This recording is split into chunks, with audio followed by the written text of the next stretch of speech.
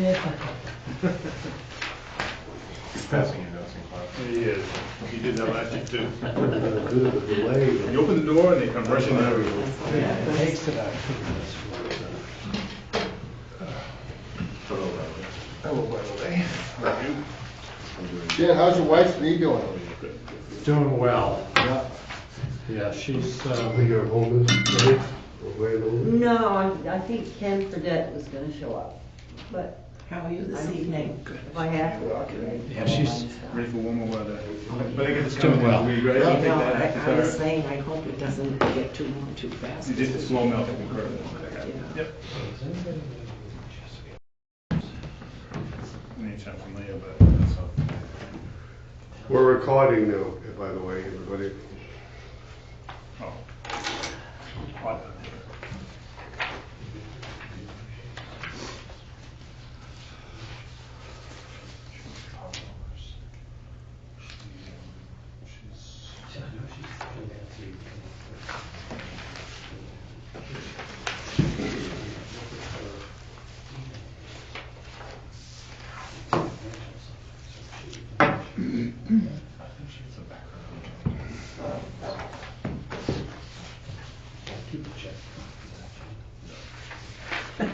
Well, this is a really good checkbook.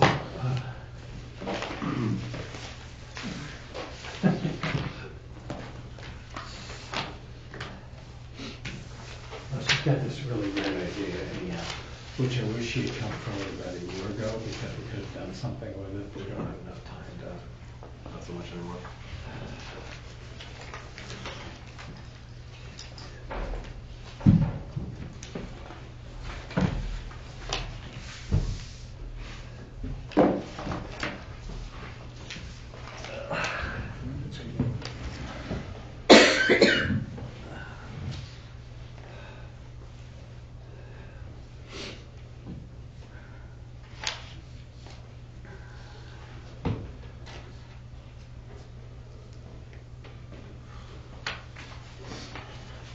Evening, Jack.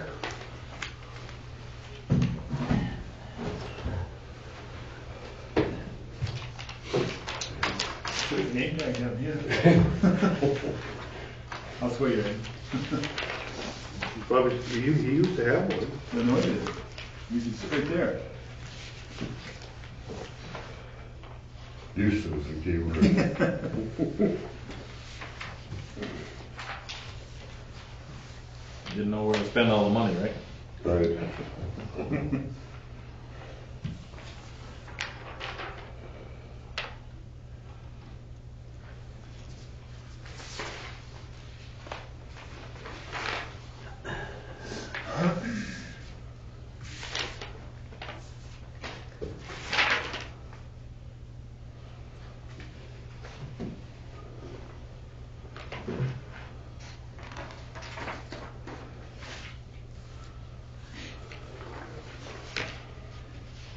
Frank, you don't by any chance have any tents, do you?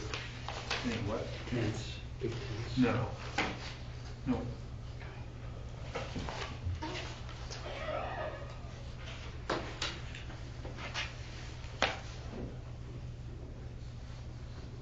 Just trying to plan ahead.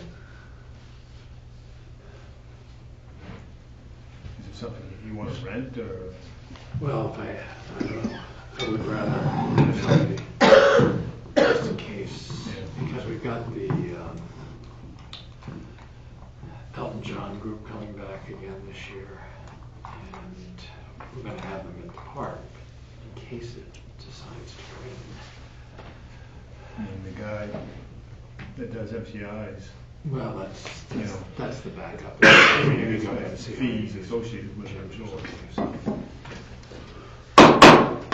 So welcome you all here this evening. Let's begin if you'll join me in the Pledge of Allegiance. I pledge allegiance To the flag of the United States of America and to the republic for which it stands, one nation, under God, indivisible, with liberty and justice for all.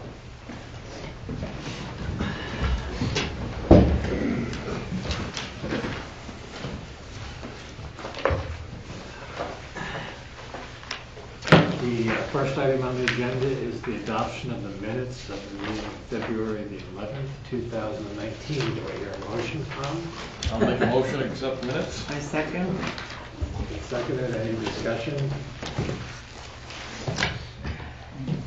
Hearing none, all those in favor, please signify by saying aye. Aye. All those opposed? We have no public hearing tonight. The only public hearing I would chair, and this is not a joke, I was in Bud's today. Somebody came up to me and said, "You're on one of those committees." Yeah, I am. The comment was, "Can you do something about the potholes?" And I said, "The planning board usually doesn't deal with that, so We try to avoid them like everybody else. Exactly. Did you address them to the town council meeting next week? Yeah, I thought that was kind of cute. That, I mean, DOT meeting. anyhow. They So, yeah. obviously thought you had a lot of power. Yeah, and we know how that works. Right, Anna? Yeah. Okay, no public hearing, old business, none, hearing none. We have new business. The request for a special exemption to build a residence on this site as detailed in the Town of Pittsfield Shoreland Zoning Ordinance, Section 16, subsection E. Special exemption map 17, lot 18. At the end of the Lot 48. Lot 48, Yeah. sorry, lot 48, is that an I? One. 1, at the end of the Waters Court. Steve, would you like to start? Well, the last lot in on Walker's Court is in our shoreline zoning buffer zone for a wetland resource protection. And the only way that is you're allowed to build on there is to apply for a special exception. They've applied for one, and we've checked with the DEP and so forth just to make sure that we've presented the facts. And there's a email here from Colin Clark, from Shoreline Zone Coordinator for the Bureau of Land and Resources, Maine Department of Environmental Protection. The reason that it was decided that the exemption couldn't be issued is because the lot was formed. One of the conditions was the lot has to be formed before the land was zoned that way. Well, it's reversed. The land was zoned that way, and then the lot was formed. We have a deed that you have a copy of to show the date, and we have a map that shows that area was zoned. No, it's on the table.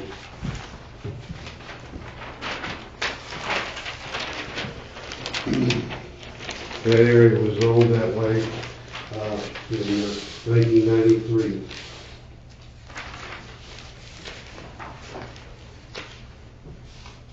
So there's a map, and there's the area of we're talking there, and it's also shown there.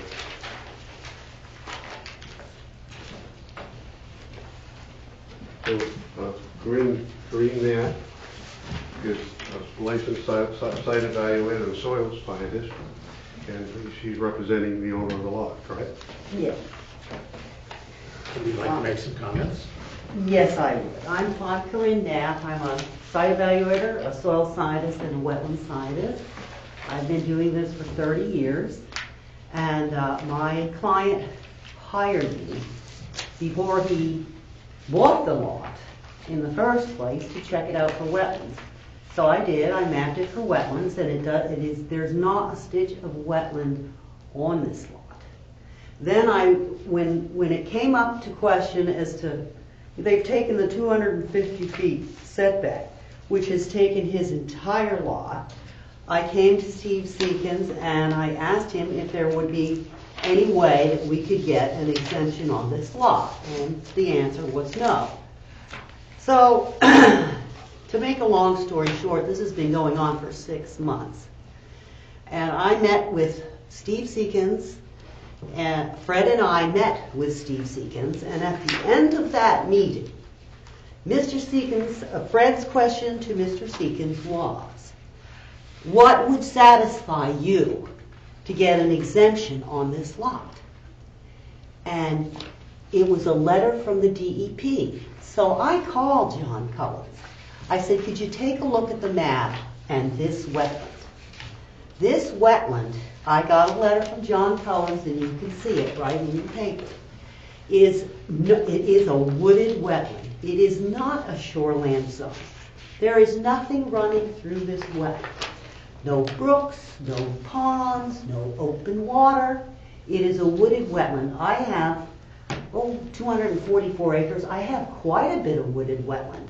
And I'm glad that my town isn't taking my land, which is basically what you're doing. You're taking 250 feet of perfectly suitable soil because you have a wetland that has been mislabeled, basically.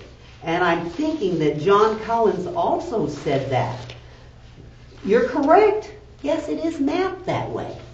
But if the area is not zoned accurately, there are ways to change it. And in my opinion, it is not zoned accurately. John Cullens looked at it on a map and he felt the same way. Fish and Wildlife had it labeled as a softwood wetland. That's all this is.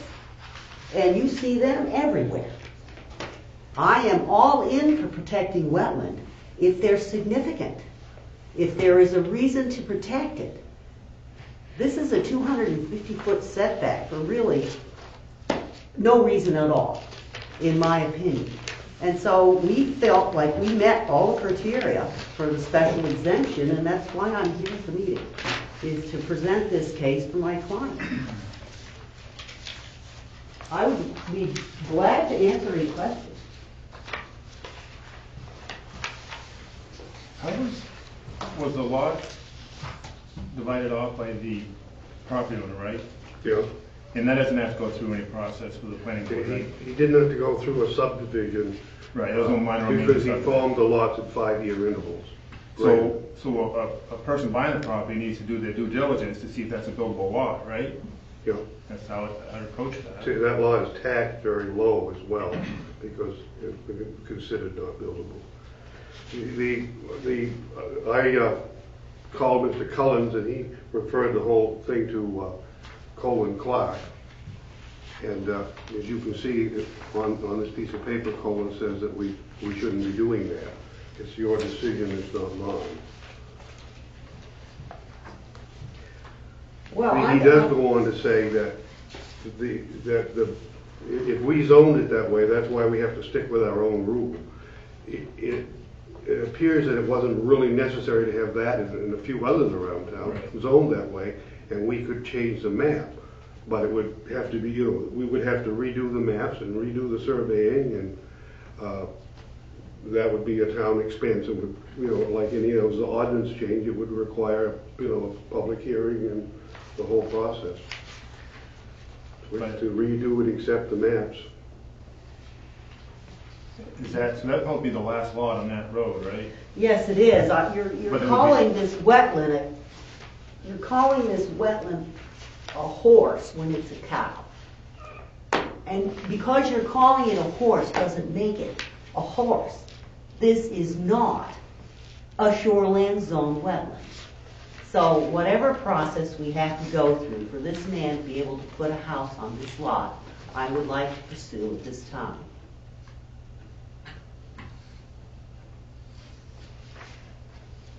We don't want to cost a lot to the town. It's just a single lot. There are 2 other houses on the road. If I was to delineate that wetland, the wetland that they have on this map, this wooded wetland, actually dips down along the side of the lot and next to the lot that already has a house on it. And they have a house. Corinne, your client, were they aware of the potential setback? No. They had no idea? No.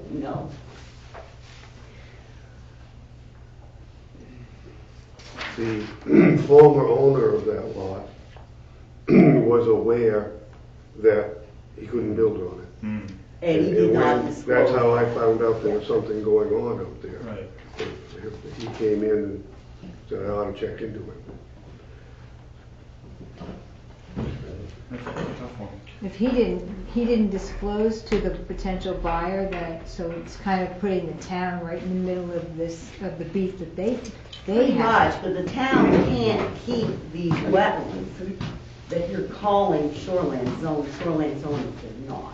That needs to be changed. It's called a softwood swamp, correct? Yeah. What's the difference between a softwood swamp and a wetland? Well, there's different types of wetlands. There's open marsh and emergent grass. There's a wooded wetland, just means softwood, like your cedar swamps.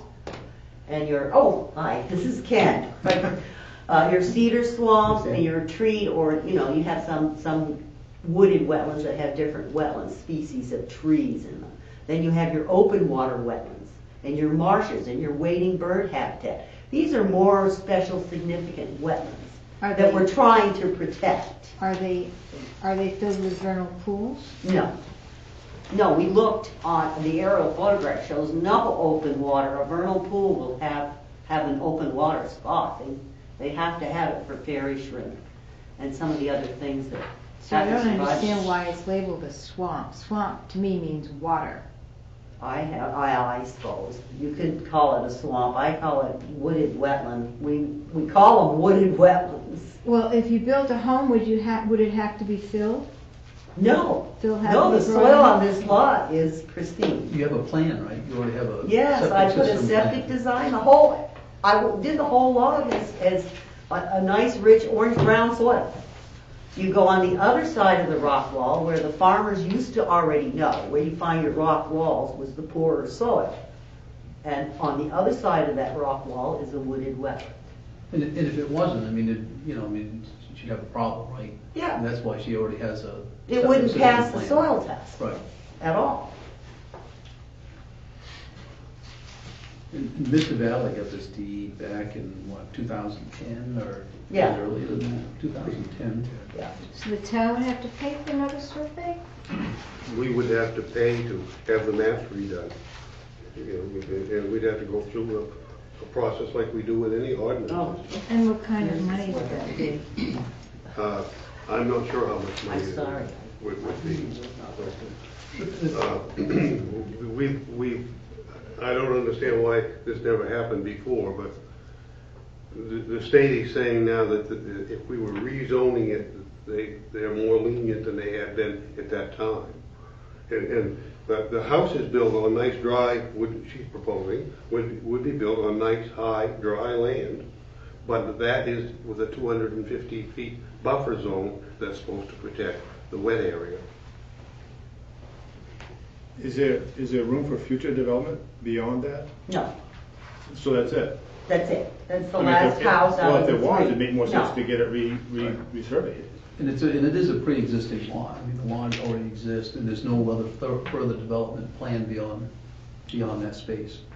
But what I'm saying, if you go to the expense of getting it rezoned, it'd be nice to know there's more lots to develop. You want to build houses and have property owners. Well, I You think- can look at that area up above there, and you can see that. What area? I'll show you. Yeah. Oh, that house, yeah. There is, I mean, this is a wetland where they would like to build a house right there at the end of that little red road. But over here is another wetland that the state said wouldn't have to be zoned that way if we wanted to change it. So there's, Who owns this land up through here, beyond what? well, many people say. Okay, there's no logic there. You know, but if there's a lot of these that on their map that the state shows now that aren't shown on the map are shown here. So I don't know how many we will eliminate by doing it, but a few. So let's say with Pond Road, so those could be developed, I mean, can those be developed then? Yeah, they could be. See, they could be out here, but if that went away, they could be in there, providing they could get a soil test to put a septic system in. Right. So- The real question is that 250 foot buffer. I'm gonna ask a really stupid question. What body of water makes this shoreline? It's the way we adopted our ordinances. And wetlands are considered shoreline zoning. We just approved that. So Steve, I thought I heard you say that it was zoned inappropriately to begin with. Is that what I? Well, no, I couldn't say it, because the state has approved these maps several times through the years. The last one was in 2011. So they're not errors, but I think the requirement for the buffer zone and so forth has changed perhaps since this was developed. That is in error, Steve. It says it's a shoreland. It is not a shoreland, that one in particular. It was also done in 2011, and the lot was created in 2010. Right. Yeah, it is a shoreline zone area. We have several that don't have a pond around them or a brook, but You said the they're law owned was- as resource protection. The law was done before it was zoned that? You 2010. said it was zoned that before the law was done. The map was In 1993. 1993, and the lot was formed in 2010. If it had been formed prior to Right, it'd be 1993, okay. our ordinance would then allow granting so a special exception. Right. There's a discrepancy here because he bought the lot and it was done in 2010. And it says in your ordinance that you have adopted all this zoning and stuff in 2011. We're not going back to 1996, we're going to your zoning ordinance The now. question she's raising is, I don't think there's anything saying that this was actually adopted. No, Whereas not in before 2000, 2011. What wasn't adopted? The map. That This map map. was adopted. I can show you the copies of the minutes of the meeting back in 1992 that shows adopting that map. also under your paragraph E of your building code, you also have special exemptions of which you're permitted to provide in relation to this lot, which ultimately, if it becomes a buildable lot, becomes part of your tax base. And it sort of lays out some criteria there. But I believe that all All of those have been. of those things fulfill the requirements under the special exemption, which you have the power to grant the special exemption regardless of anything else.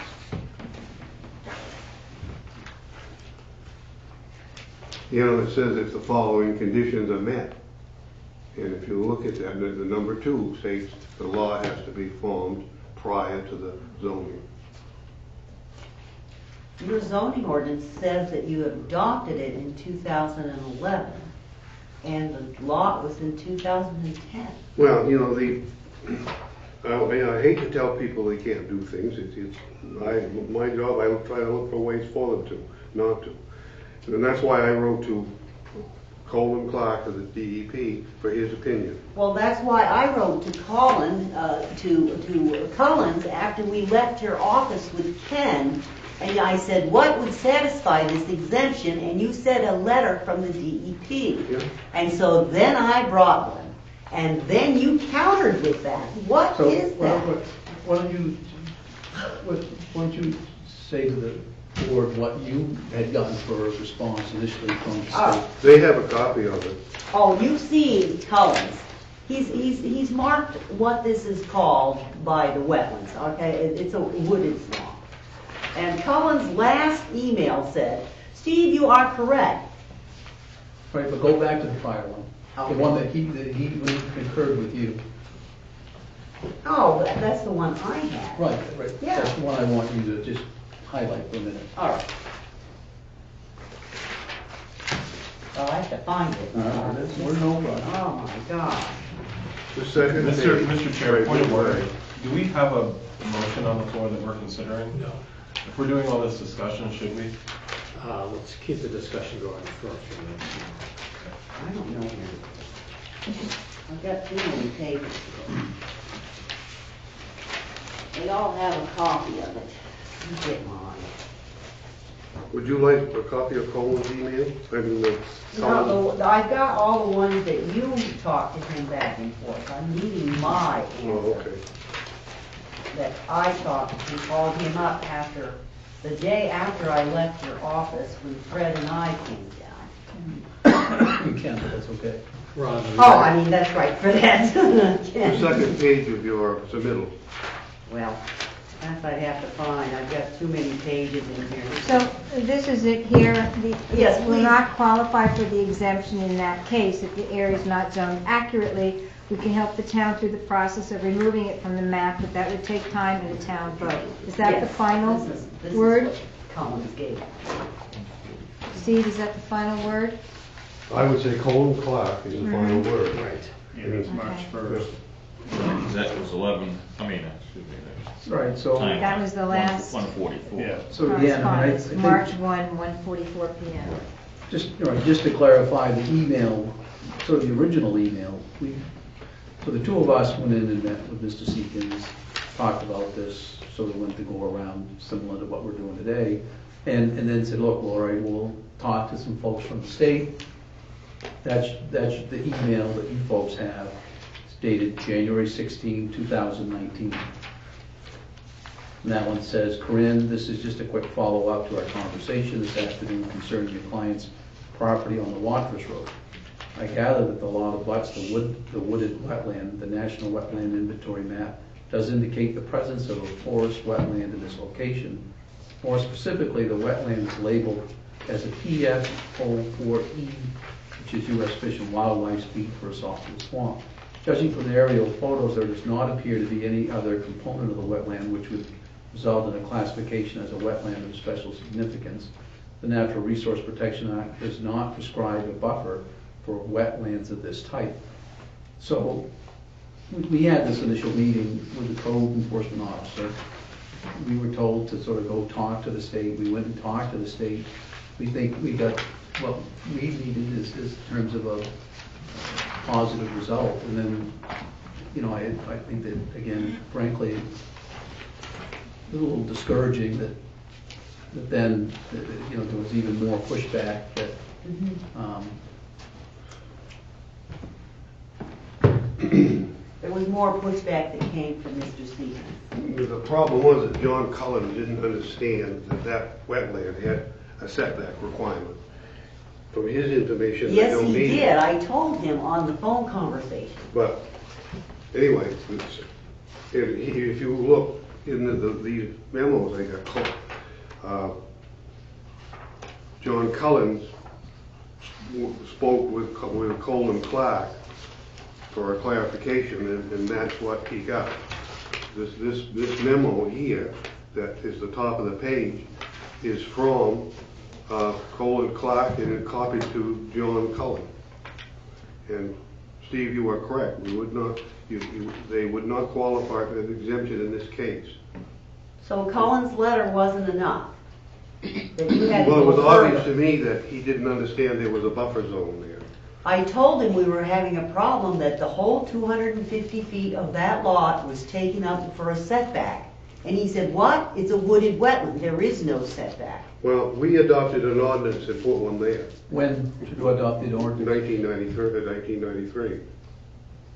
Or 2011? And as you go through those ordinances, every time you update your ordinance, you bring the plans forward, the map forward.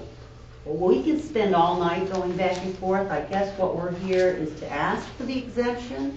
And if we don't get the exemption for this one lot, we're going to ask that the town reevaluate what they're calling shoreland zoned wetlands, or these wooded wetlands, and do the work.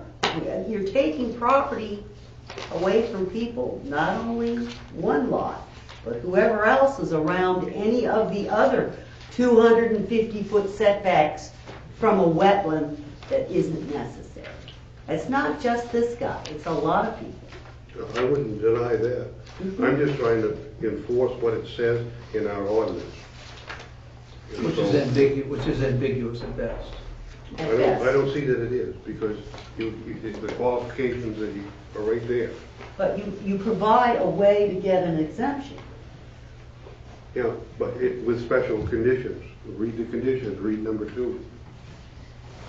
The lot was created in 2010 prior to the passage of the 2011. The 2011 passage. No, So ultimately, it's a board decision. Yeah, yeah, it's not your decision, it's the board's decision. I agree with that. It's not my decision. All I do is provide what information I can provide, and then they make their choice. Okay. The people that have purchased this property, I mean, where are they in the process of their plans and what's their goal? Well, What's they their had a time- what's their stop, timeline? yeah, the stop work order went on them. They had a man there clearing the lot. I did the septic design. They didn't have a house or a well there yet. There was a stop work order put on it this fall. And all they've done is cleared for the place so far. And they have, 4 stakes in the ground and septic design. But they haven't gone any farther, but they cleared to put a building there. Perk tested? Yeah, oh yeah, every stitch of that lot is passing soil. I sat on the planning board over at Newport. You look at down, particularly down what's called the old parade grounds down on the Camp Benson Road. That entire waterfront area down there is about 25. They're all 25-foot lots. And the reality is, of course, not. We all know today you can't build a house on a 25-foot lot. And so, when we were on the board, we had to take a look at sort of what was the intention of the plan, but also saying, what are we trying to do here? Have a bunch of 25-foot lots that are all non-conforming, that add no value to the town tax base. And so you actually have to exercise some common sense and some judgment and say, does this kind of make sense? Is this what we're trying to do and trying to achieve? And in many instances, as a board member, I applied some common sense to looking at lots that, if you took one by itself, didn't make any sense, but if you combined 2 or 3, you actually had a lot. And, you ended up with a $2 or $3 or $400,000 taxable lot that became an asset to the town. It's a situation that should be resolved, because it could be a problem with financing or something, or later on if somebody built a house there wanted to sell, and so it's a situation that should be resolved. I think the kicker was the fact that the person that sold the property to these people didn't get full and fair disclosure at that point in time. And so now this committee has to kind of solve that. Right. And I think we don't even know the cost of this, what's entailed. I think we need more information. well, and I can't believe in some respects I'm going to somewhat agree with Ken. Sorry, Ken. But the idea being, if we're going to make some changes, rather than this one specific thing, I think we need to look at some other situations as well. Otherwise, we're just going to continue over time getting, this drip, drip, drip kind of a thing. And if there's something that needs to be done, it should be done right.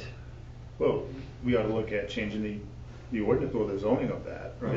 That's Because what is there, a dozen laws on Civic Pond Road that back up to that, and they can say, well, if they can do it, I guess we can do it. So we ought to change it so they can do it. No, that's my point, but we want to make sure that we get the right advice and the right recommendations that we can and we can't.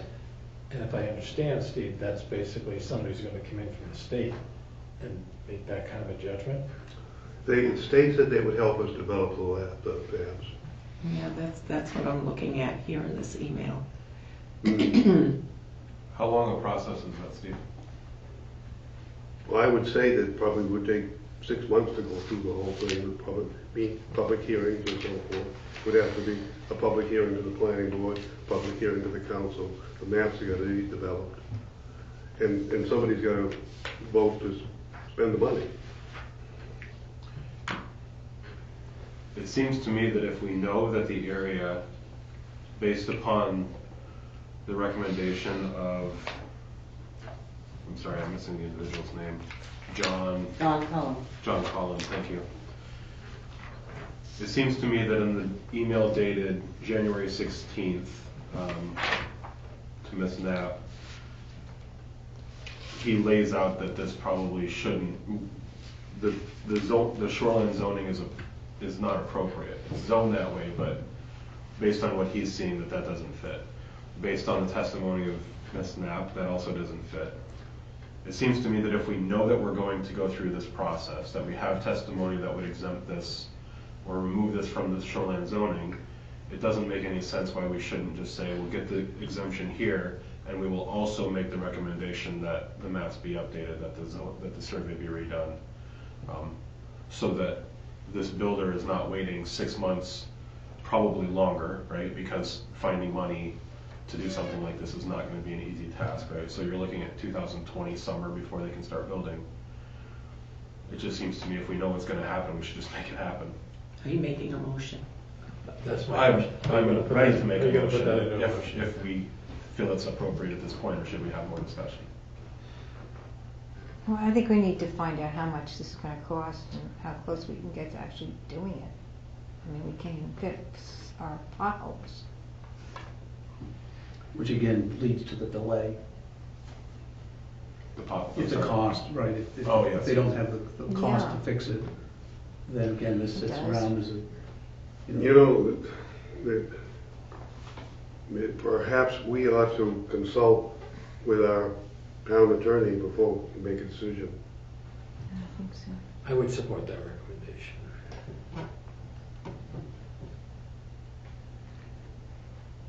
Can we come up with a plan of action so these people can have information, by a certain date? Rather than, I agree that we should probably get some counsel here. But, I don't want this can kicked down the road for a long time, and they're kind of left in limbo, waiting as to how are we going to resolve this. I mean, I'm kind of on board with Ron there that our zoning is more restricted than is required.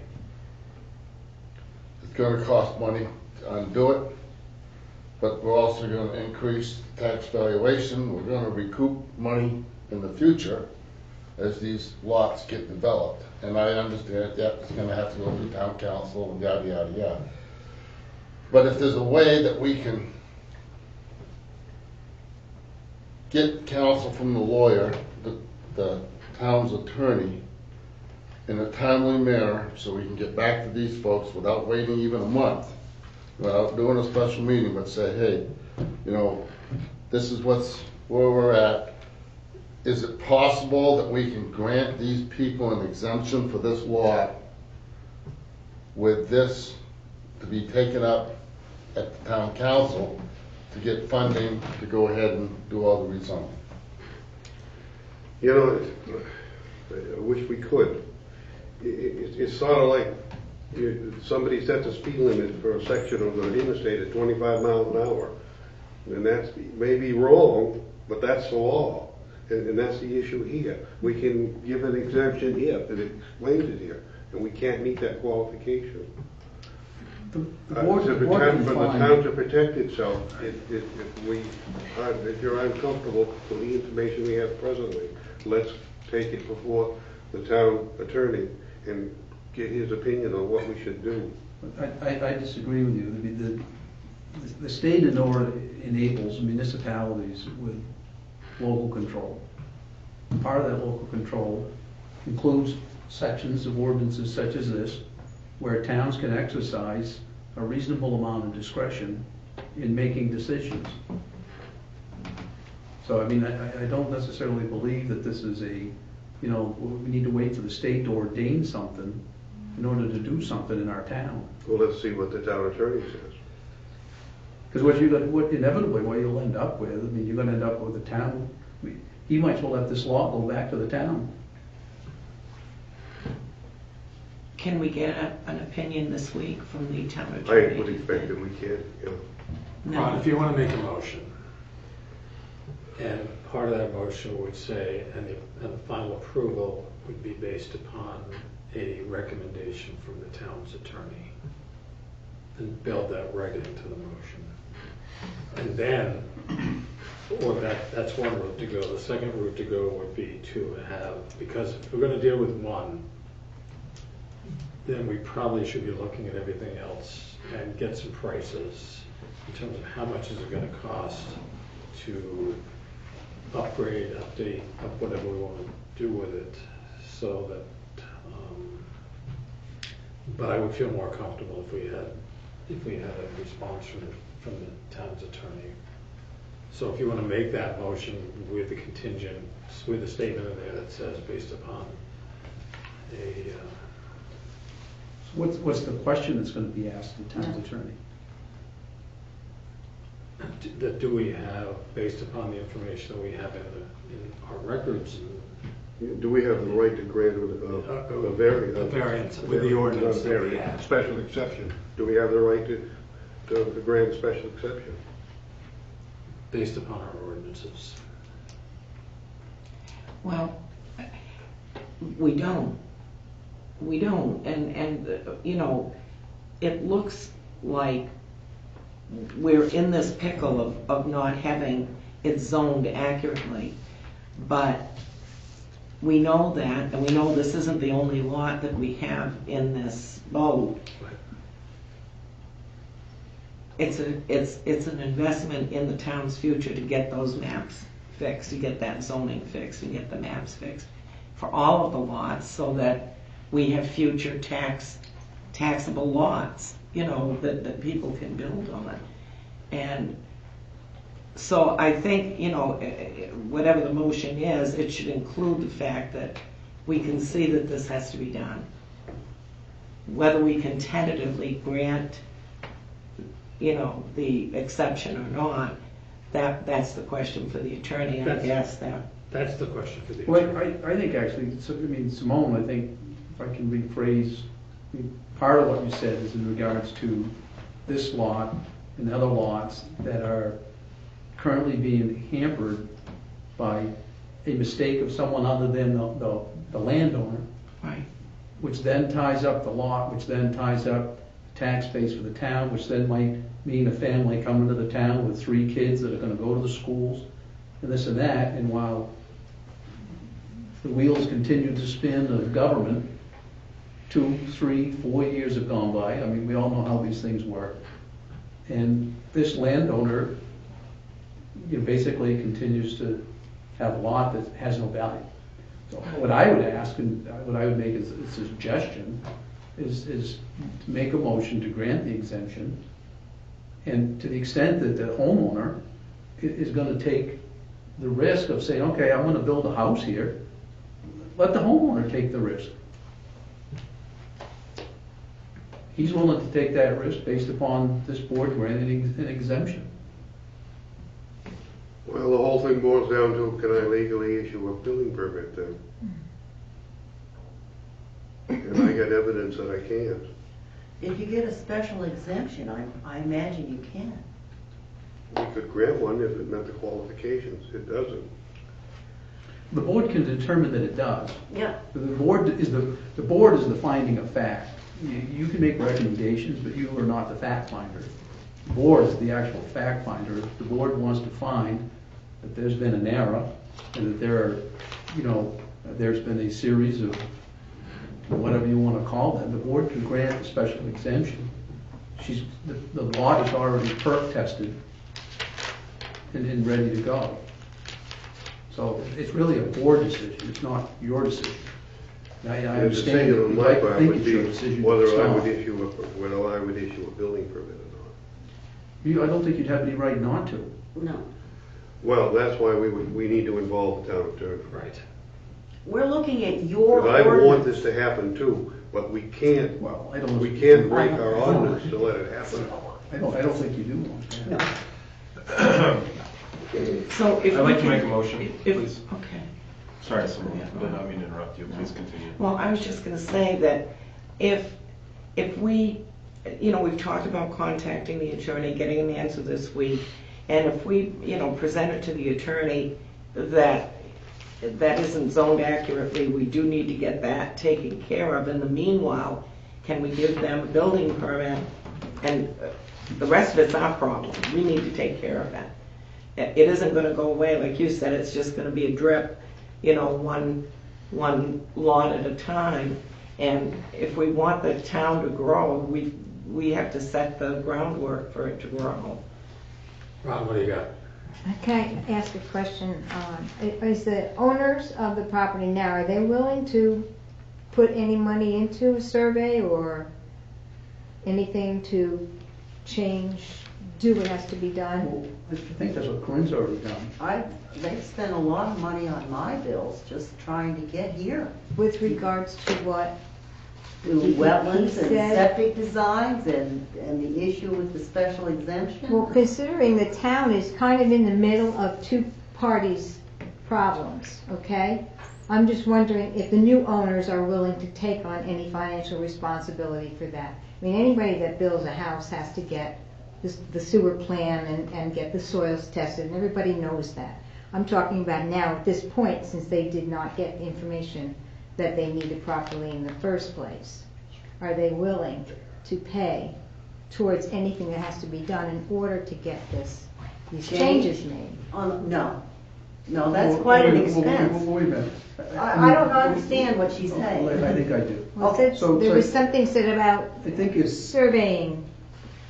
Well, no, it's just the cost of doing the remapping. You don't get to do a survey, you're just gonna rezone it. So Okay, you so get there's rid of no the buffer. physical, I'm wondering Yeah. about that. So I think that's the cost that would be incurred, is to have the maps redone. And I don't know if that entails any survey or not, it's just basically having DEP or whomever to sign off, right? So it looks like to me. Did DEP do these original ones? I mean, where did they come from? IF&W or? I'm thinking they take the IF&W maps, and that's where Collins was referring to when he said a wooded wetland or a wooded swamp. IF&W has mapped all the wetlands, and that's what they're using. Ron, what do you have for a motion, please? I make a motion to grant a special exception to build a residence on the site as detailed in the Town of Pittsfield Shoreline Zoning Ordinance, Section 16, subsection E, special exception, map 17, lot 48-1, end of Watrous Court, contingent upon the confirmation of the town attorney that the board has the authority to do so. Further, the planning board recommend that the town council consider initiating the process of reviewing and updating appropriate maps and zoning. Is there a second? I like that. I second. Any further discussion? I have further discussion on that. Go ahead. I wish that we didn't have to tie those maps, the town agreeing to get the zoning remapped to their variance. We need to do that, Ron, but I don't think it's fair to the landowner to tie those two together. Well, we're not, I see what you're saying, and I agree. I think we have two ways to solve that. One, the motion as stated does not require that the town rezone or redo the maps before the special exception is granted. Okay, can you read the I last can. two sentences again then? Further, the planning board recommends that the town council consider initiating the process of reviewing and updating appropriate maps and zoning. So all we're doing with that is asking the town council to look at this issue and consider initiating that process. Well, can we make Oh, that wait. statement? Can we make that same statement without making it part of the motion? That's going to be my recommendation, is that we split this motion into two. One motion be the special exception, and one be a motion that we recommend that the town council review the zoning maps and initiate the process as Okay, appropriate. so give us the first motion again, please. The first motion is to make a motion to grant a special exception to build a residence on the site as detailed in the Town of Pittsfield's Shoreline Zoning Ordinance, Section 16, subsection E, special exception, map 17, lot 48-1, end of Watrous Court, contingent upon the confirmation of the town attorney that the board has the authority to do so. I'll second this motion. Who ended up seconding that one? Did you do it first, Salone? No. Okay, all right, It doesn't. thank you. Everybody feel comfortable with that? And do we think we can get an answer within a week? I think so, yeah, usually we can anyway. Isn't it snow covered now? Does it matter? No. Doesn't matter? Excuse me. Well, it does to builders and stuff, yeah, Mm. it absolutely does. Do we have to do something with the first motion first? That was it. No, that was it. Yes. we- Okay, well, I just we want to make seconded. sure That was it. Yes. No, that's it. legally, Yes. being recorded here now. And the Ron, you have that second. all written down, word for word? Yeah, how'd you Yes. do that, Ron? Yes, he's got it all. Thank you. You got all those numbers and everything there. Good job. That was all. Okay, let's call for a vote then. All those in favor of the motion, please signify by saying aye. Aye. All those opposed? Any no, okay. No abstentions, all right, got it. Okay, now you have a second motion? Yes, I make a motion that the planning board recommend to the town council that they consider initiating the process of reviewing and updating appropriate zoning maps and ordinances to address the apparent issue with the shoreline zoning. And is there a second for that? I'll second that. Okay, I would add to that, or part of that discussion though, that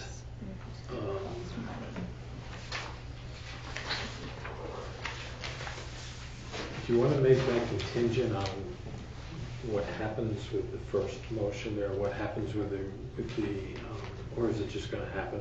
I think it should just I happen. think that Should needs to be happen. done. Yeah. Because we've already agreed to grant the special exception contingent upon the attorney's go-ahead. Okay. I think regardless of what happens there, we've uncovered a bigger issue with our shoreline zoning that needs to be addressed. As was pointed out, there are several buildable lots along the other side of that property, and I would really like to see families move into the town and develop those areas. Okay. So I think it should happen regardless. Okay, so we have a motion and a second on the floor. Any other discussion? All in favor, please signify by saying Wait a aye. minute, what was that motion?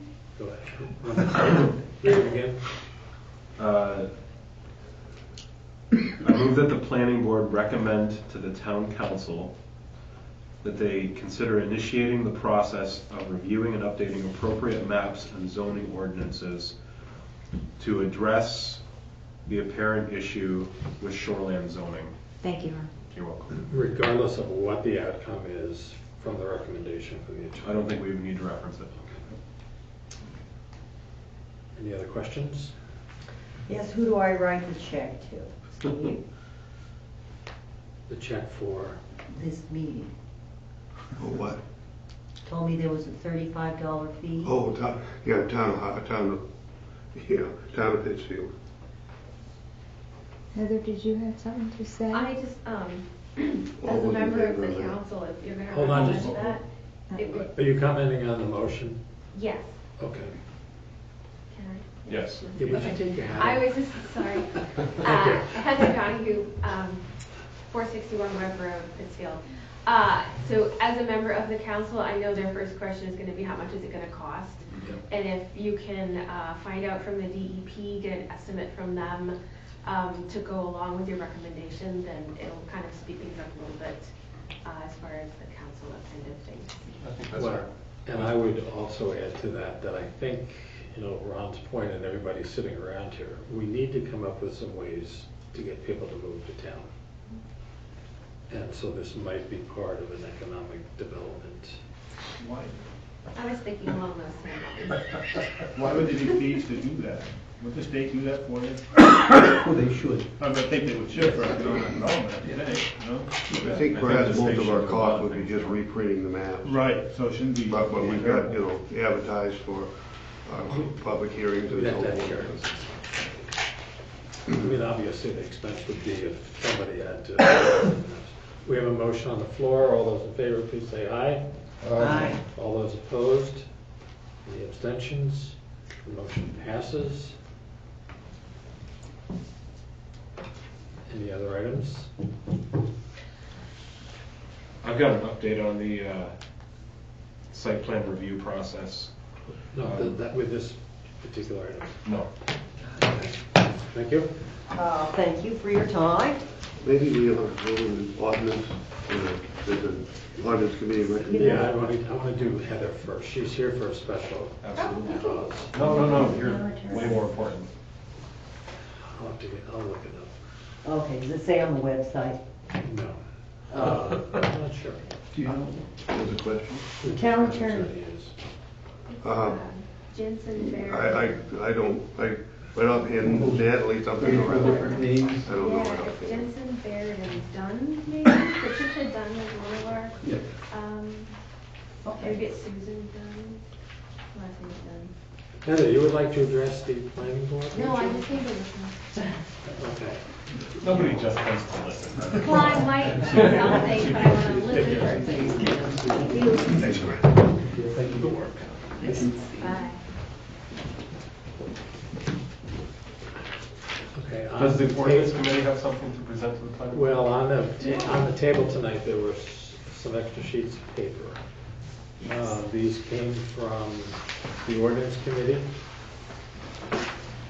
And a couple of these. That's not these. Huh? That's not this. That was just the agenda here. Do you have another copy? I just don't know what you ended up with. I think that's it, yeah. I think there's only one in there, though, that really is a concern for the planning board, right? Okay, they just gave me my minutes. You mean the one about the wording?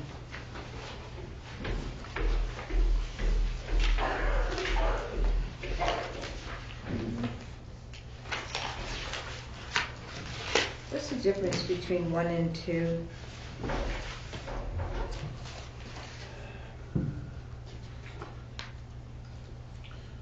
They're separate ordinances. I know. Yeah, So they're that- just listed as separate ordinances. It has to do with like the size. I need Steve to. They're home businesses, right? Okay, but I don't understand what the difference is. So item 1 is discussing how far the business, the Just the dwelling. difference between setback and, Well, no, so number 1 is talking about the setback. Mhm. Number 2 is, Heather, correct me if I'm wrong, but currently it says that you can't locate any equipment for the business outside. outside of the dwelling, right? Right. So you couldn't have stuff like on a porch or on the side of the building or whatever. Yeah, so number 2, the home occupation is, says that, and I quoted it there, that the profession has to be carried out wholly within the building or within the dwelling, and there's a certain number, there's a square footage requirement that it can't take more than X number of feet of the dwelling up for the business. Okay. And the concern that was brought through the town office was that if somebody had a business, and that they had like, I believe it was somebody that did lawn care, they had like their truck with their lawnmower on a trailer, and there was a complaint about that. I don't know, Steve, do you know what generated the, You know, that's basically That's pretty much the fellow what that it was. lived over in the yeah,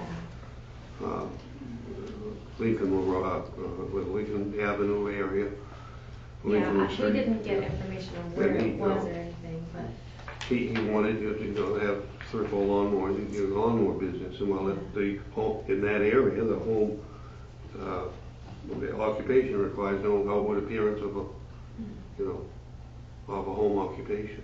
And then, once we get out of the country, we have the home enterprises, which is a lot more lenient. So the home enterprise is the setback, going from 50 feet to 30, so that more buildings, more people would have the opportunity to have those types of businesses at their residences. So more buildings would fall under the ordinance to allow that than not. And then the second one, the suggestion was to allow a fenced-in area for someone to put their equipment in. So it's still, they can still operate their home-based business, their home occupation, but it would be fenced in so that their neighbors aren't having to see lawnmowers and gas cans and trimmers and all that kind of stuff, or whatever they would need for the. In writing that up, it was never my intention that a person couldn't have a home enterprise in an existing building that was close to the road and 50 feet. The intention was their parking areas and their storage areas and so forth should be back 50. But either way, I don't have a problem with changing it to 30.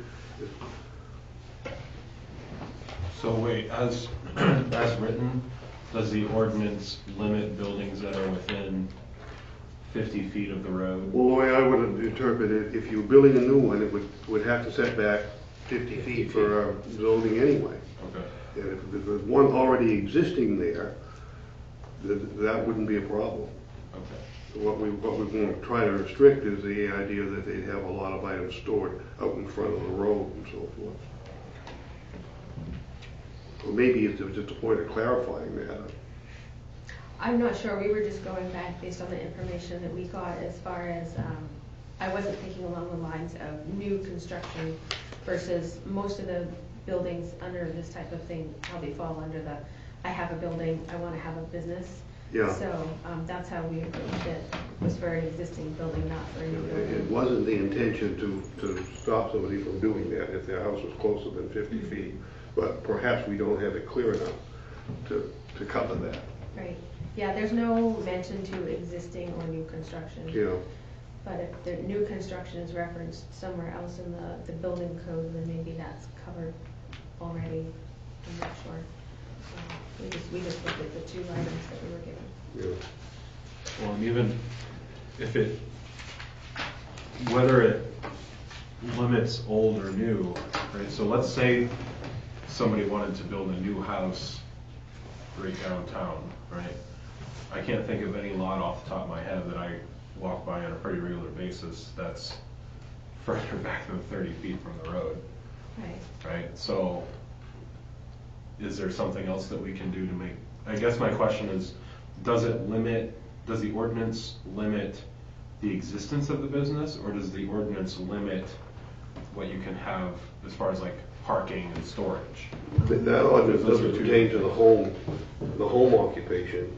The 50 feet setback and so forth pertains to the home enterprise. Okay.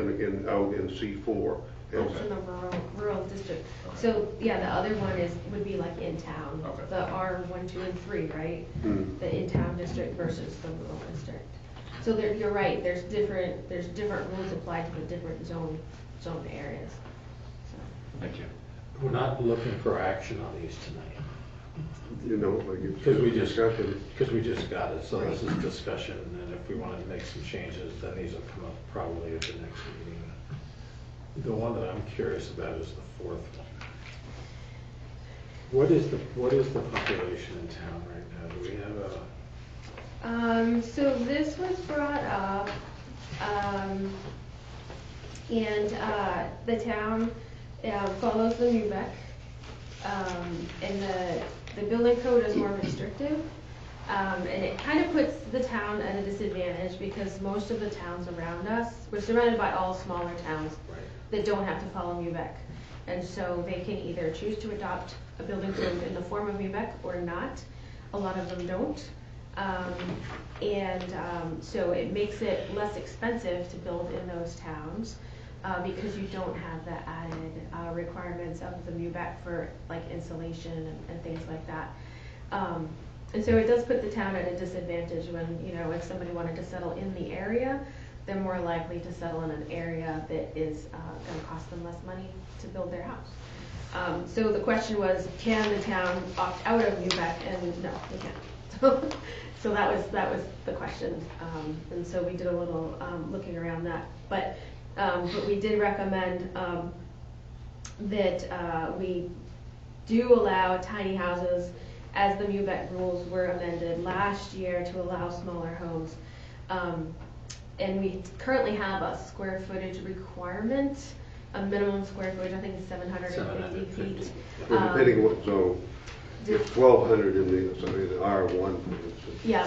Yeah. So our recommendation was that that we allow, the MUBEC already says that tiny homes are allowed, and most of their language had to do with egress and stairs or ladders or access to and from sleeping loft areas. Is everyone familiar with what a tiny home is or a tiny house is before?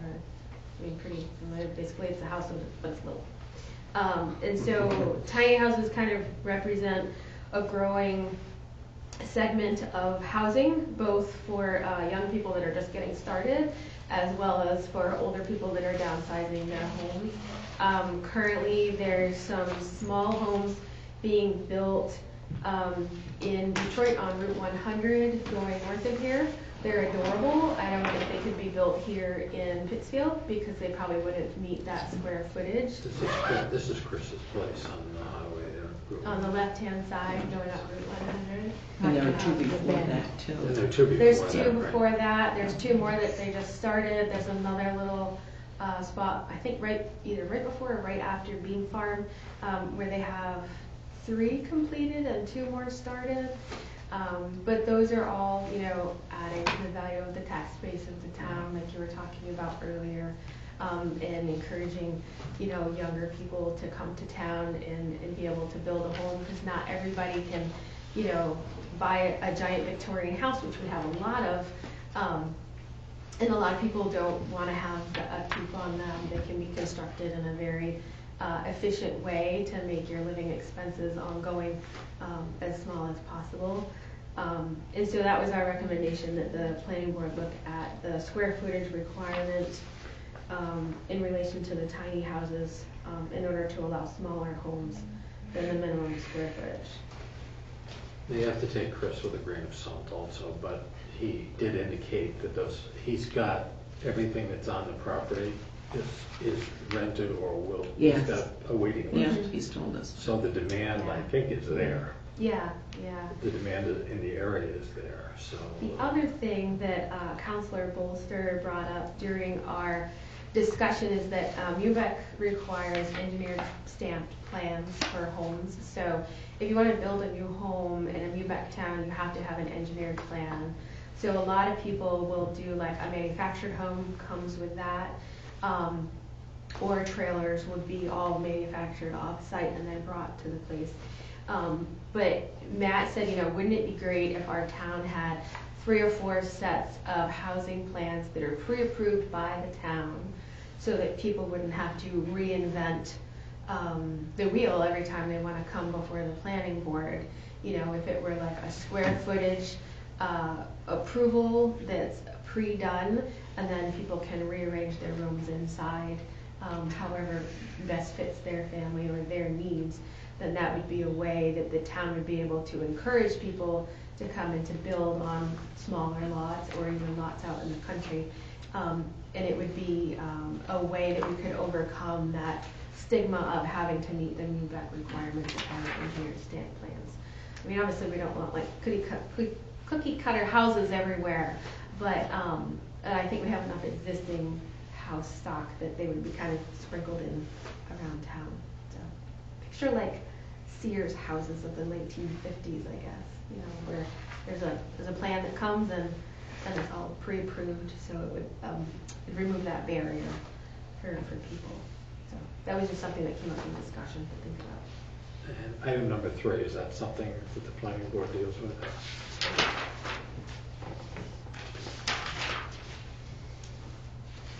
Item number 3 was something that was brought up by another counselor. We started talking about this kind of in general terms about having a pesticide or herbicide ban for the public properties that are managed and owned by the town. The CEO had forwarded a state statute about right-of-way spraying, that this town can ask to be exempted from right-of-way spraying on state roads that go through town. We can ask them not to and enter agreements in that respect. I believe the town manager has already said that this is kind of the way the town operates under the Public Works direction. The preference is not to spray if possible. And so we were looking to kind of, I guess, cement that practice in the ordinance, as well as kind of broaden that to cover all of the town properties. So it would cover like the library, it would cover the parks, it would cover the municipal buildings, any of the areas that the town's responsible for taking care of. And so we recommended having an ordinance developed to this effect, and also recommended doing some public presentations and having speakers come in to speak about the effects of herbicides and pesticides, and as well as to inform the public as well as the counselors and the board, if the board is involved in developing that ordinance, before the ordinance or before the public hearing. That way, everybody could have the same information and be well informed about the concept before voting or putting any language into effect for that. Steve, is that something that falls under planning board jurisdiction, pesticides? To tell you the truth, I'm not really sure. I wasn't thought sure all either. ordinances came from the planning board, Yeah. but as I was talking with Catherine today, she seemed to have a different idea, so I guess we'd have to explore it a little bit more. Yeah, I think everybody kind of wasn't sure where to go with that because it doesn't have to do with actually building anything, but it does have to do with land use and caretaking of the land in the town, so. Jack, would you like to add something to the discussion here? Well, I can. I guess that's why I'm here. I would hope so. Yeah, but Really nothing to do. just have to change it. I believe it a little bit. I don't like dandelions. You know what? Never mind, go ahead. Depends how you cook them. Exactly. Well, I talked to Heather a while back. We talked about this pesticide thing coming up. We use it quite regularly down at the park. Jack Ray take care of Manson Park, for anybody that doesn't know. It's all done by a person that's gone through extensive education, testing. Frank Randall does any spraying that we need done. And it's done on a need purpose. In 1975, 70s, the state picked up pesticide control and turned it over to the agriculture department. Now in 1980, they decided they wanted a pesticide control board. So that kind of made it a little more strict, had to follow certain recommendations. They went with Cornell University's criteria for pesticide licenses and or whatever. I believe Michigan has it now, but when I took it, it was Cornell. You had to take 3 or 4 tests and then an oral test. So, you know, these guys, you know, knew pretty much what we were talking about. Of course, I've been out of it. And leave, I had it for the golf course. When you leave the golf course, the license is no longer any good. You can't use it wherever you want to use it. For a commercial license, you can, but for an on-site license, you can't. So, kind of was saying, you know, doing it with pesticides is, pesticides are kind of an evil, but if used correctly, and probably that's the key word, used correctly, they're a big help. Down there we have, there's 3 diamonds in the park, 1 up at Halfwell Park. Unless you constantly groom them all year long, which I don't, they come back with weeds, so sometimes you need to spray them once or twice to keep them down. The parking lot's getting kind of old and cracked up, weeds grow, pretty good height. So quick shot of weed killer on that helps them quite a lot. Again, all done by someone who knows what they're doing. The state wants you to identify the pest, which at first it was they had broad spectrum fungicides, broad spectrum herbicides, broad spectrum insecticides. And I said, no. We want to know what kind of bug you want to kill. We want to know what kind of weeds you're going to kill. Everything. And Frank has to keep a report, send it in quarterly. So they follow it pretty close.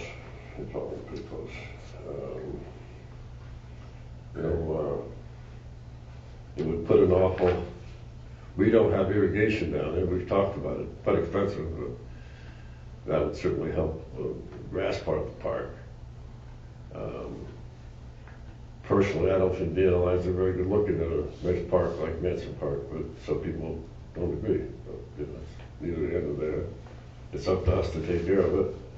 We are supposed to supervise, administer, maintain, and improve the park, which is what we try to do You know, I don't really know how much the town of Pittsfield should be involved in that, but that's probably a different subject. It's funny, I was watching TV news before I came down here, and there was a town that was fighting something, and they went to the state to get a recommendation from the state. The state said, well, Jesus, we got laws already for it. Would you want to redo them again? So they said no.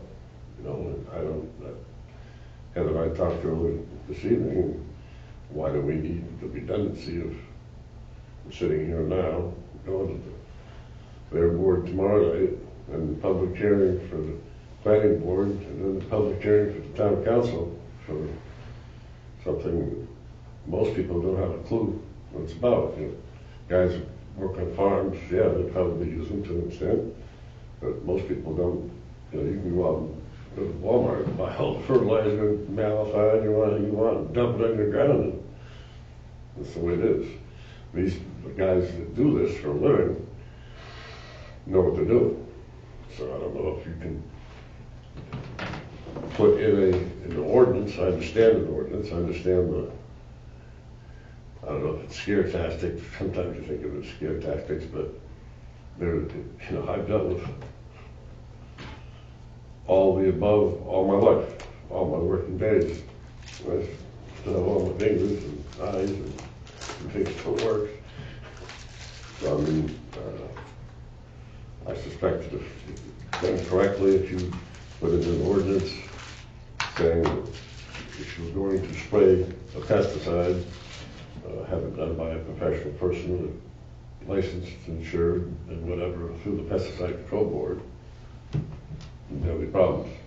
No problems at all. I'd like to have a little, he's quite correct on a lot of what he's saying. With either a private applicator, like what I would have on a farm, taking care of my own land, or a commercial applicator, you know, you're bound by rules and regulations on what you can and can't do and spray. But anybody can go to Walmart or any store and buy whatever chemicals are there and basically do whatever they want with that chemical with no ramification legally, you know, to some extent. They don't have to read. They don't have to read. Right. I'd like to say something. I think it's deplorable that we are spraying fields that our children play on with pesticides, insecticides, or herbicides. Well, the thing, let me stop you right there. You kind of do this piece of time. I understand.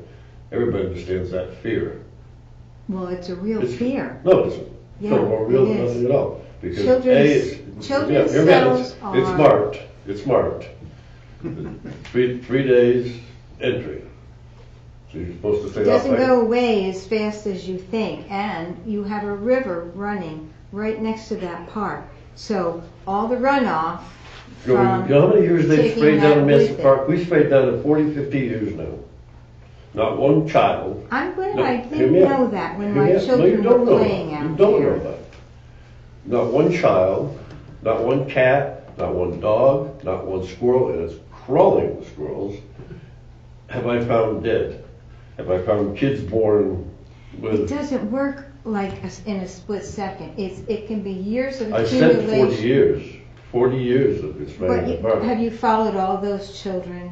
I mean, I don't want to argue with you. I'm just Well, what you I are have arguing read. with you. Well, you had your say, and Yep. I'm telling you what I have read. Yep. Okay, with regards to children, And it's the children's same cells. thing somebody said before, Heather said before, that we'll have a public hearing and have people come and explain why they should have this. Well, if you're going to have a person that's pro and a person that's con, then you can have let the people choose. If you're going to fill people's brains with not necessarily truths and don't have anybody say the other side, you don't get a fair, objective opinion. Now, I know for a fact, I've been down there for too many years now, that I've never seen a dead squirrel. I know that one year we had egg festivals coming along and we didn't get our pesticide done. And the place was crawling with clover. I mean, the place was covered with clover, all blooming. Egg festival coming, 2,000 kids down there. That's a pretty scary thought to have a bunch of kids running around down there with beads. You gotta do what you gotta do. So is it, can I Discussion is good, but. kind of jump in here? So I think we understand that there's a concern here. And the ordinance committee has said that they are recommending that this be reviewed. Am I understanding correctly? Okay. So at this point, the planning board,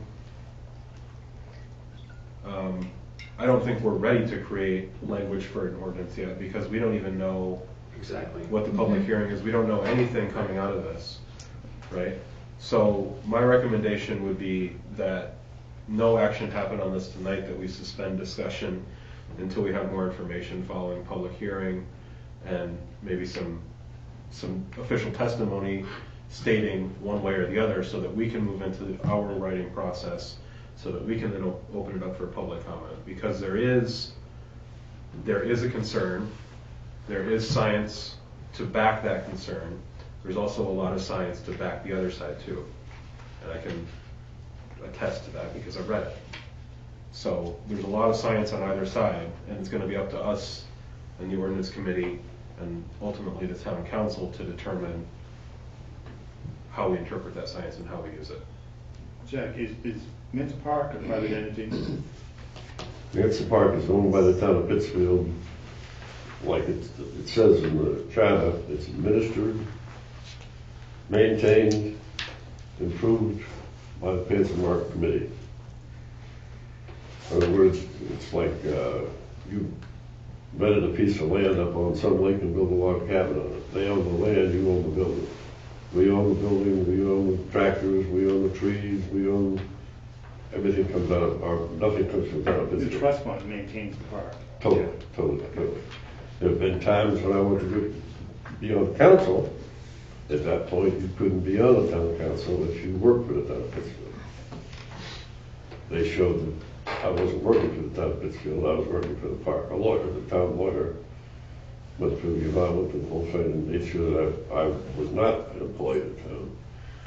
I was self-employed, which is what I am. And the gentleman that sprays is in Florida right now. I have got a message to him when he gets home to get in touch with me.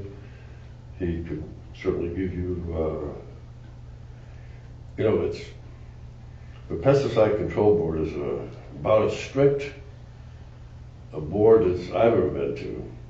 I had my license, my 5 years went up, but I didn't get enough credit, so I had to go back down and take some of the regulatory test and the oral test again. Category test. The category test and oral test, regulatory test. And boy, I tell you what, that's a long. If you pass one, you take the next one. You pass that one, you take the next one. You can get it all done in a day if you want. But That tells you right there what a horrible thing you're dealing with when you have to have a board that is so no, tight. the basic thing of that is get educated. That's what they want. They want the person that's applying that. Because the substance, the chemical, is so horrible. That is why you have to be so educated. It depends on what they're also doing. In the time I had my license was about 12, 15 years. As chemicals come up that leave the residual part, the stuff that really can numb you down the road, they take them off the list. I don't know about farming, I don't know how many of you guys have lost, but as far as lawn care, which was about 3A to 3B, there's a bunch of different categories to pesticide. From telephone poles to spraying ornamental trees to turf to parking lots to, I don't know, there's probably 24 different categories. I forget what they are. I don't know. There's an awful charge of them. They want to educate. They want to educate you, the person that's applying this stuff, so that A, you know what you're trying to control. But we did that. This isn't just Mother Nature doing that. Man has done this, made this, whatever. So in that, I suppose some people go a little further than we need to go to have the prettiest lawn in the town type thing, well, that's their choice. When you start talking pests, it can ruin crops, it can ruin grass. Weeds can, when you have no irrigation, grass isn't as forgiving as weeds are. Weeds love drought. They do better with drought than they do with this grass and there's water. Okay, I'm going to be a pesticide right now. And the discussion. Just don't be a weed. Okay, because obviously there's going to be some discussion as we go through here. Is there a priority, Heather, on these that you want to see addressed first, second, third, fourth, or? I think that the 1 and 2, the home enterprise ordinance and the home occupation ordinance would probably be quicker to review Okay. than obviously than the pesticide one. The pesticide one, I mean, I sit here as an organic farmer and I have personal views about this, but at the same time, my role as a counselor and my role as chair of the ordinance committee is to address things that are brought to me through that committee, and so that's what this is. It was brought to me by another counselor, and I don't know if this is the right route for the town to go, and that's why I do want to kind of work with the planning board and schedule some maybe joint sessions of the ordinance committee and the planning board to have speakers come in, both to have the gentleman that currently works on the park so we can find out exactly what's being done currently on the park, and possibly lawn care professionals that use alternative methods that don't use the synthetic herbicides and pesticides to see if there are alternatives that will work. I think that there's an opportunity there to educate both boards on that, as well as the general public, so that we don't have people just out there willy-nilly spraying things. So I think that there's a wider benefit to having that conversation and developing this. You know, that's the problem, you see. People out there spraying things. It isn't people out there spraying things. It's like a doctor, a lawyer, a professional person who's spent a lot of time. I'm talking about homeowners, like the Doesn't make any difference who you're talking about. No, I was If somebody's out there spraying, if you're talking homeowners, I understand homeowners, but you're talking about a professional person doing a professional job. Very, very educated, very well taught, very well tested, approved by the state of Maine Pesticide Control Board. They're easy people to talk to. They're great people to talk to. They're just talking about educating homeowners. Yeah. That's right. Right. It doesn't have to, it's because the person that can walk in and get a bottle of Lindane and dump it down over the birch trees for birch leaf miner is the worst thing in the world. Well, that's what I was referring to, that this could have a format that could have a wider educational. We're talking about town of Pittsfield, and we are very lucky. We have a gentleman that is very well, he's done it all his life, very well educated, very well, never had a problem in Vance Park. Very helpful, extremely helpful. It's a, you know. Okay, the intent tonight was not to vote on anything. No. Was to just lay these out. This discussion is over. That's good. Hey, Jack, before you leave, would you look at this, please? And Ron, did you have something else that you wanted to bring up? I just wanted to give the board an update on the site plan review process. Steve pulled a bunch of site plan review language from surrounding communities and from around the state, and he's given it to me here, so I'm going to review it, and then we'll come back with a recommendation. We may at some point send it to Kennebec Valley Council of Governments. Am I getting that right? KV-COG, right. We may at some point send it to KV-COG, but I think they're currently reviewing our comprehensive plan, so they've already given them just a small task to do. So maybe later this year we'll get this over to them, but we are moving along as quickly as the wheels of government can turn. Any other items that? Well, I would comment that I talked with Joel Greenwood of KV Cap, and he's going to have a review for us of our comprehensive plan, his recommendation for the next meeting. Good. And I've also found a few site plan ordinances that other towns have, 4 or 5, I guess, is there. And Ron has those, so, Yep. to look at. Yes. Thank you, by the way. Steve has done a tremendous amount of work getting this set up, so thank you, Steve, for all that You're you've welcome. See you, Jeff. The other, I want to go back to just kind of a general statement also, because, we've talked about, the discussion of pesticides and so forth, but there's a lot of discussions that are going on because we've got some things talking about recycling and all of the changes that are taking place. So I think that over the next couple of years, there's some potential for some interesting, the world is changing, and so I think, we need to be able to make sure that we can kind of keep some kind of an open dialogue and continue to learn about certain things and whatever they may be. But we'll see what happens. Thanks for the phone call warning, by the way. Any other items? I'm looking for a motion to. I make a motion that we adjourn.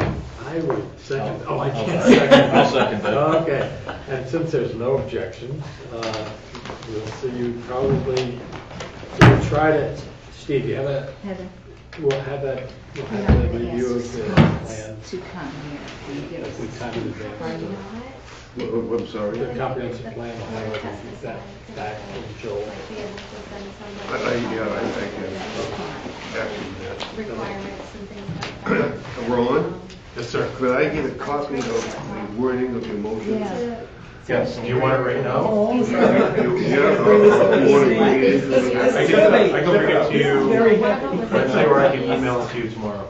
Okay, that would be great. Actual yeah. Thank you. burning You're welcome. land care. Yeah. And South Portland actually. Oh, you brought me a It's not purse. set. Yes, all contained and everything, and everything in there that isn't You in remain, you must. I don't. Okay, I would get it all taken care of. Thank you, His Steve. chance to get you up Hmm? Yes. All right, we'll cut that out. I know, because I was it over school. Oh my God. So, yeah, so, yeah, I mean, if it's not the right thing, it's not the right thing, but, I mean, Have a good one, Mo. Nice to see you. we. Good to see you. Counselors.